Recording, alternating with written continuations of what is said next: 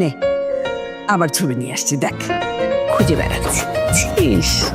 তোর কাজ শুধু পছন্দ করা, বাকি কাজটা আমি আর শেফালিকে একেবারে কমপ্লিট করে ফেলবো। আচ্ছা ধরো তোমার দেওয়া প্রত্যেকটা ছবি আমি খুব যত্ন নিয়ে দেখলাম, দেখার পর আমার মনে হলো আমার পছন্দের মানুষটা এখানে নাই, তো কোনো সমস্যা নেই, আরো অনেক চয়েস। পারফেক্ট। আমি না একটা জটিলতার ভিতরে আছি, বুঝছো?